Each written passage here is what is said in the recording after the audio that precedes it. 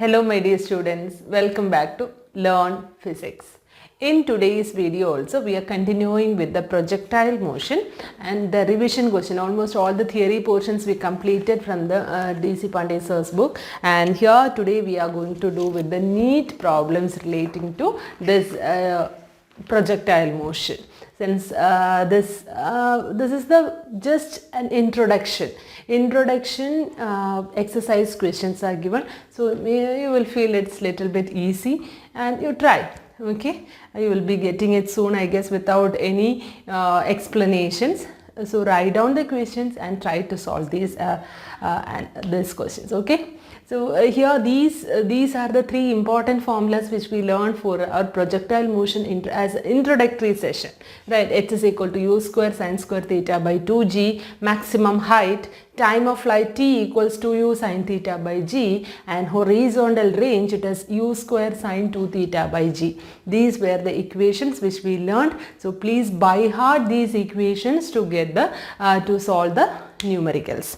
Okay, so here the first question is, at the top of the trajectory of a projectile, the directions of its velocity and accelerations are. At the trajectory of the projectile, the directions of its velocity at the top of the trajectory of the projectile. So here this is the trajectory of a projectile, that is parabola. So when it's throwing with the velocity v, so we will be drawing the velocity and acceleration in this direction. Acceleration will always be acting downwards, but velocity we will be dividing it into its components. So at the top, this is the topmost portion. Here we will be getting only horizontal component. Right, vertical component is not existing at the top portion. There the acceleration will be acting exactly downwards and velocity will be acting only through the x-axis. So velocity and acceleration components will be perpendicular to each other. Okay, so at the top of the projectile, velocity and acceleration components are perpendicular to each other. Next one, at the top of the trajectory of the particle, acceleration is, what is the value of acceleration? G at the top. Then in the motion of a projectile falling under gravity, it's neglecting air friction. Its total mechanical energy is conserved.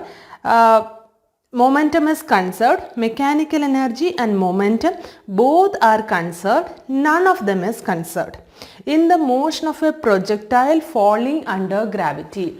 See, when we are considering the projectile which is moving under the effect of gravity, so whether momentum is conserved or energy is conserved, we know if while it is increasing its height, its potential energy is increasing, according to that kinetic energy is decreasing. The same opposite will happen for the reverse direction, right? So energy is a conserved quantity. Here we need to know whether this momentum is conserved or not.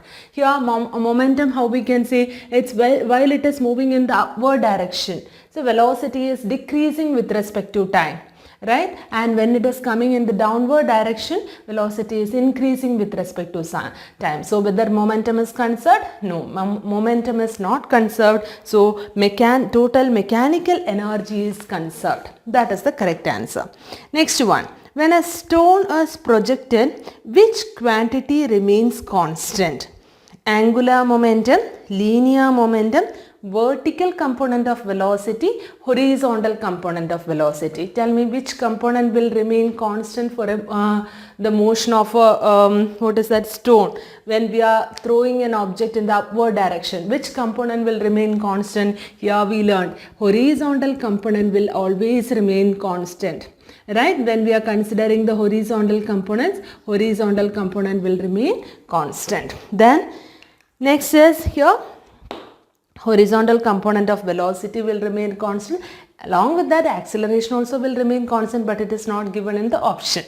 Okay, so next one, a stone is projected with speed of 50 meter per second at an angle of 50 with a velocity with a speed 50 meter per second angle at an angle of 60 degree with the horizontal.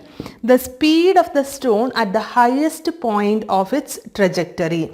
We need to find out at the highest point what will be the speed. How can we find out? At the highest point v will be equal to, what is that, ux, that is equal, what is ux component, that is u cos theta, right? This vertical component is u cos theta. U cos theta will remain same, right? Therefore u is 50 cos 60 is 1 by 2, therefore 50 by 2, 25 meter per second. Okay, so what is the final velocity at the top of the projectile? When we are considering at the maximum height, what will be its velocity? There we need to consider only the x component of initial velocity, because horizontal component of velocity is not changing throughout the motion of the projectile. Clear?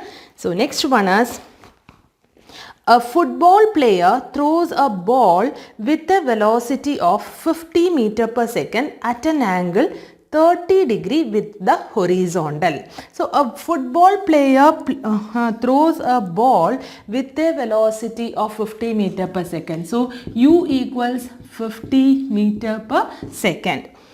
At an angle of 30 degree from the horizontal, theta equals 30 degree. Okay, from the horizontal. The ball remains in the air for how long?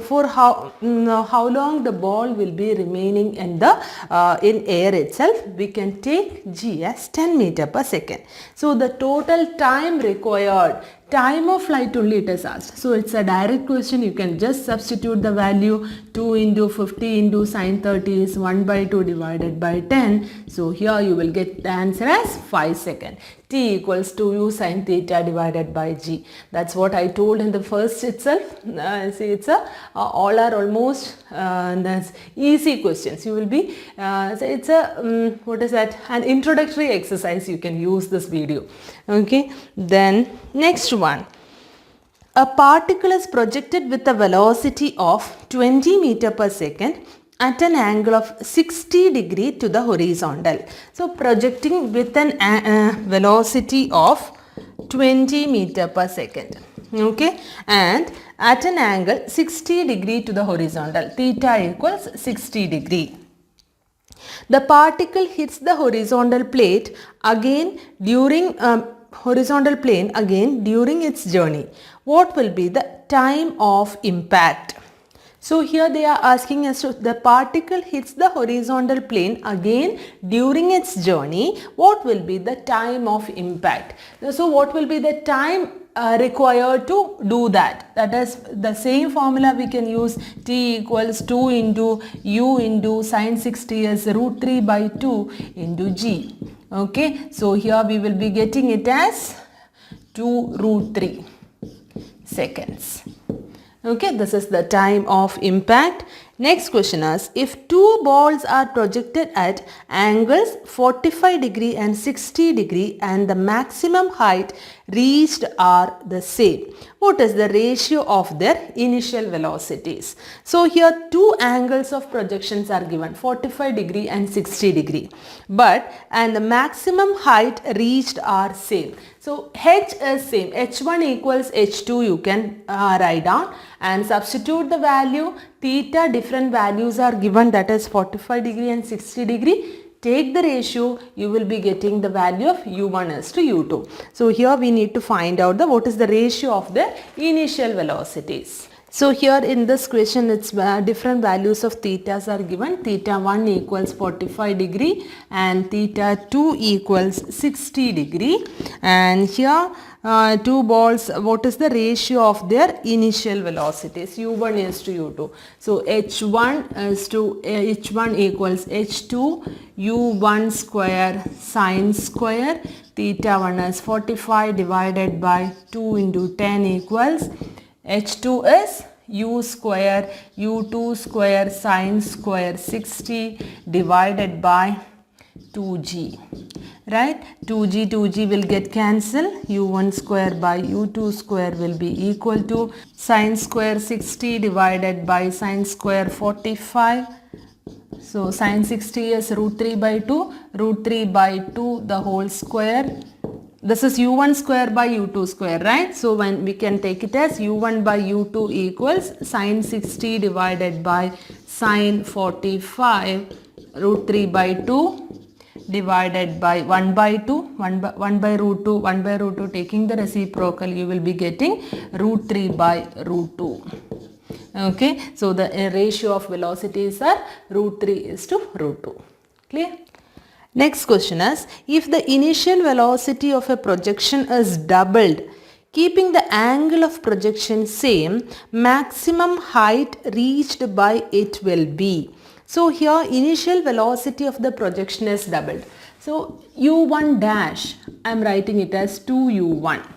Okay, so the initial velocity of projection is doubled, keeping the angle of projection same, that is theta 1 dash equals theta 1.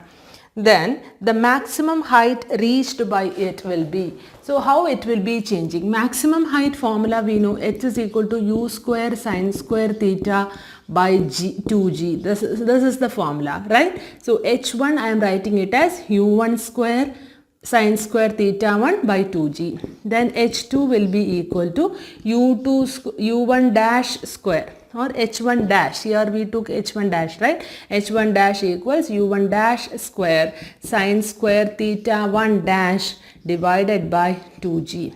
So in this we can write, instead of u1 dash, then we can write it as 2u1 the whole square sine square theta 1 dash. So same angle of projection. Here it is given that angle of projection remains same. So theta 1 dash is equal to theta 2 dash. So sine square theta divided by 2g. So here 4 into u1 square sine square theta 1 divided by 2g. u1 square sine square theta 1 by 2g we can write it as h1. So it will be equal to 4 times h1. Initial 4 times the initial height. Okay.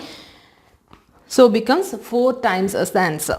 Next is, for a projectile, the ratio of maximum height reached to the square of flight time is, so ratio of maximum height reached. So maximum height to the square of time of flight is, so t square we need to find out.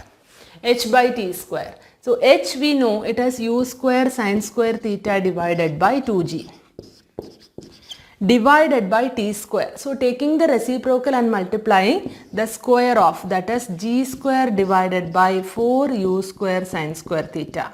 So sine square theta will get cancelled, u square will get cancelled, 1g and 1g will get cancelled. So we will get it as g by 8.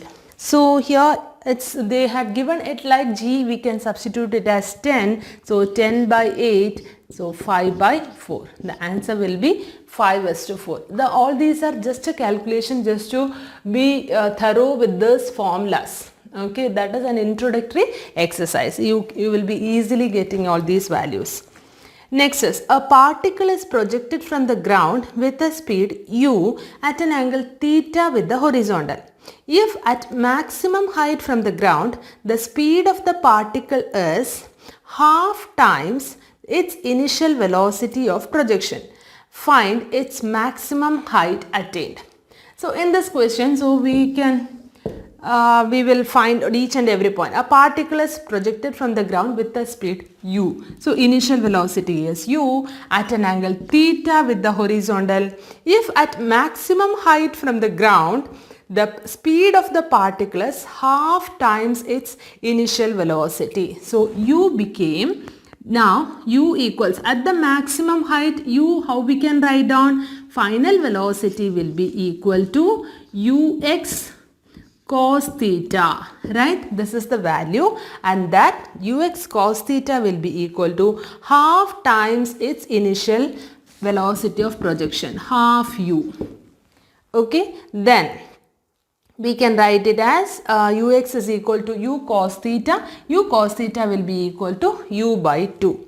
Find maximum height attained. So v equals, that is u cos theta equals u by 2. Then what is cos theta? Cos theta equals 1 by 2. At what value of theta the cos theta will become equal to half? Equal to 60. Theta equals 60 degree. So here we can write it as h equals u square sin 60 as root 3 by 2. 3 by 4 we will get into u square by 2g. So maximum value of find its maximum height attained. That is the question. So the answer is 3u square divided by 8g. Yes, correct. 3u square divided by 2g. So slowly read the question and find out. So here final, when it is reaching to the maximum height, the velocity will be ux only. Right, because horizontal component is not changing. In the previous question also we saw that at the maximum height only horizontal component is existing, right? So we can write it as u cos theta, that is equal to u by 2. Clear? So I hope today's videos are today's exercise questions are a little bit easy for you, and you would have enjoyed the session. And in the next session we will be continuing with some more numericals. So if you like the channel, please don't forget to subscribe, like and share. Thank you for watching. Bye.